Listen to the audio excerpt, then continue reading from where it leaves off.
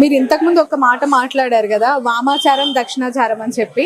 అసలు బ్రాహ్మణులు ఏ చారం, వామాచారం పాటించాలా దక్షిణాచారం పాటించాలా? అసలైన బ్రాహ్మణులని ఎలా చూడాలంట? నగా ఎత్తిగా కరమంత్రం. బ్రాహ్మడికి జన్మత వచ్చినటువంటి మొదటి దీక్ష గాయత్రి దీక్ష. ఈ గాయత్రి దీక్షలో ఎంతటి విశిష్టత ఉందంటే, యథన్నాత్ కురుతే కాకం తదన్నాత్ కృతిముచ్యతే, యద్రాత్రియాత్ కురుతే కాకం తద్రాత్రియాత్ కృతిముచ్యతే. బ్రాహ్మడు తాను ఈ జన్మలో తెలిసి తెలియక చేసినటువంటి పాపాన్ని పోగొట్టుకోవడానికి నిత్యము 3 వేళల గాయత్రి మహామంత్ర జపాన్ని చేస్తే చాలా విశేషంగా తాను పాపం నుంచి ఈ జన్మలో చేసుకున్నటువంటి పాపం నుంచి బయటపడుతూ ఉంటాడు. అయితే పూర్వ జన్మల్లో చేసినటువంటి పాపం ఏమిటి, అది ఎలా పోతుంది అంటే దానికి మహామంత్రాలు చెప్పబడ్డాయి. అవే మహాషోడశి, పంచదశి, నారసింహ మంత్రము, నారాయణ మంత్రము, శివపంచాక్షరి మంత్రం, ఇటువంటి విశేష మంత్రాలన్నీ కూడా ఉన్నాయి. ఇవన్నీ కూడా దక్షిణాచార సంపన్నమైనటువంటి సాత్వికమైనటువంటి మంత్రాలు. వీటిని ఎవరు కూడా తమ యొక్క సప్రయోజనాల కోసం ఇష్టం వచ్చినట్టుగా వాడకూడదు. అయితే దీనిలో ఆమ్నాయాలు ఉన్నాయి. పూర్వామ్నాయము, దక్షిణామ్నాయము, పశ్చిమామ్నాయము, ఉత్తరామ్నాయము, ఊర్ధ్వామ్నాయము, అధామ్నాయం, 6 ఆమ్నాయాలు ఉన్నాయి. 6 ఆమ్నాయాలు కూడా చాలా విశేషమైనటువంటివి. ఇందులో దక్షిణాచార సంపన్నులకి మాత్రమే, ఇది వేరే వాళ్ళు చెయ్యకూడదు. వామాచారంలో చేసేటువంటి వాళ్ళు వామాచార మంత్రాల్ని ఈ కొద్దిగా మకార పంచకాలతోటి వీటితోటి చేస్తూ ఉంటారు. అయితే దక్షిణాచార మంత్రాలు చేసేవాళ్ళు మాత్రం పూర్తిగా ఈ 6 ఆమ్నాయాల యొక్క విశిష్టతని అవగాహన చేసుకునే ఉండాలి. దక్షిణాచార సంపన్నుడు వామాచారాన్ని తెలుసుకోవచ్చు, అవలంబించడానికి మాత్రం కలిగిరాదు బ్రాహ్మడికి. అయితే వామాచార సంపన్నుడు కేవలం వామాచారమే చేస్తాడు, అతనికి దక్షిణాచారంతో సంబంధం లేదు.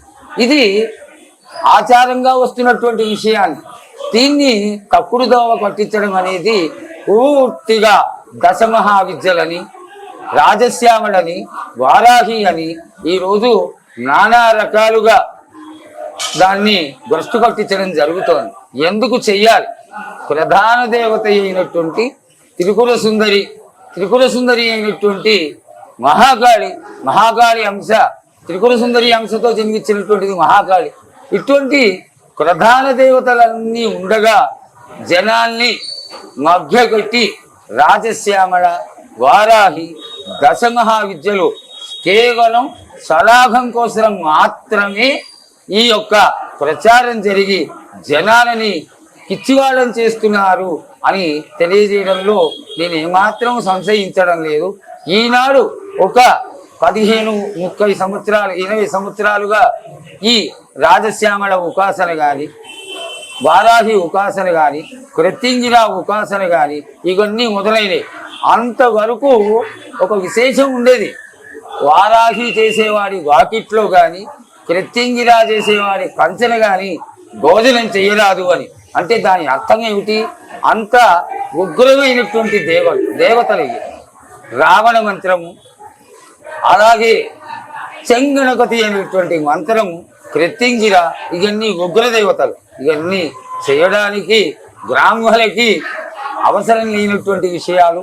దక్షిణాచార సంపన్నులై, దక్షిణాచార అవలంబికులై ఈ యొక్క పాపాన్ని పోగొట్టుకోవడానికి మహామంత్రాలని అనుష్ఠానం చేసుకోవచ్చే కానీ వామాచారం యొక్క విశిష్టతని భ్రష్టు కొట్టించి అటు వామాచారాన్ని దక్షిణాచారాన్ని నాశనం ఖర్చుకొని ఏ శాస్త్రము చెప్పలేదు.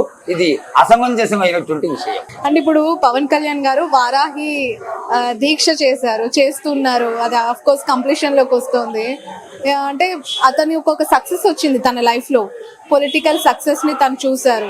మేబీ ఏదైనా మొక్కు ఉందేమో, ఎందుకు చేస్తున్నారు అని అంటే ఏం చెప్తారు? ఇక్కడ ఒక విశిష్టత ఉందమ్మా.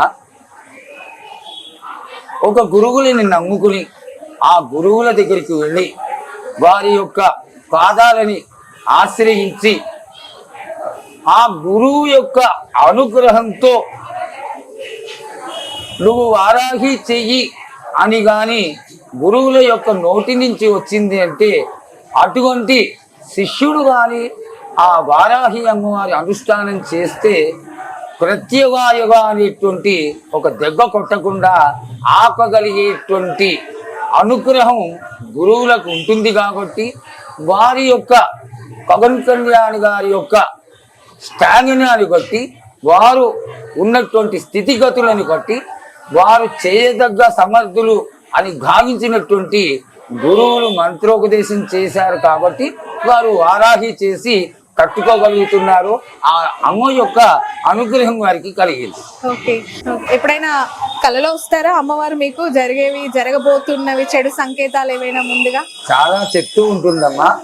నిజంగా చెప్పాలంటే చాలా విశేషంగా ఈ ఆలయంలో జగన్మాత ఎవరైతే ఉందో మీకు తట్టి మనకి జరగబోయేటువంటి విషయాలన్నిటినీ మంచి కావచ్చు చెడు కావచ్చు తెలియచేస్తూనే ఉంటుందమ్మా. చాలా చాలా నాకు ఆ విధంగానే అయ్యప్ప స్వామి వారు అమ్మవారు ఇద్దరూ తోడుగా ఉన్నారు. అందుకనే నాకు ఇష్టదైవత అయినటువంటి శబరిమలకి నేను ఎప్పుడు సంవత్సరంలో 5-6 సార్లు వెళ్ళడం, తిరువాభరణాలకి 22 సంవత్సరాలు నేను వెలిచ్చకారుగా ఉండడం. దీనికి కారణం ఏమిటి అంటే దక్షిణామ్నాయంలో అయ్యప్ప స్వామి వారికి స్థానం ఉంది. ఈ ఆచార సంపన్నులందరూ కూడా ఒక మంత్రాన్ని చెప్తారు. హరిహర పుత్రాయ పుత్రరాఘాయ శత్రునాశాయ మదగజవాహనాయ మహాశాస్త్రే నమః. మహాశాస్త్ర స్వరూపం ఏదైతే ఉందో ఈ శ్రీచక్ర స్వరూపంలో ఉన్నటువంటి షడాంగాయాలని కాపాడేటువంటి దేవత. అదే ఈ జగన్మాతకి శాస్త్ర స్వరూపమైనటువంటి అయ్యప్ప స్వామికి ఉన్నటువంటి అనుబంధం. కాబట్టి ఈ శ్రీచక్రాన్ని ధరించడానికి కొంత సాహసం చేసి అమ్మవారి అనుగ్రహం కోరుకుంటున్నాం. బట్ నార్మల్ పీపుల్ మాత్రం వేసుకోకూడదంటే ఖచ్చితంగా ఎల్లవేళలా కూడదమ్మా.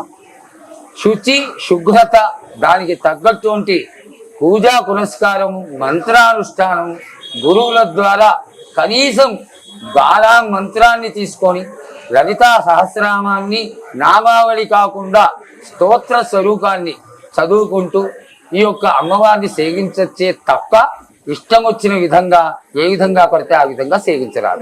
ఇప్పుడు ఆపరేషన్ లేకుండానే మోకాళ్లకు ప్లాస్మా ట్రీట్మెంట్, మీ ఆర్థోపెడిక్ సమస్యలన్నిటికీ రోబోటిక్ టెక్నాలజీ ద్వారా తక్కువ ఖర్చుతో శాశ్వత పరిష్కారం, ఫ్రీ కన్సల్టేషన్, ప్రతి ట్రీట్మెంట్ పై 20% డిస్కౌంట్.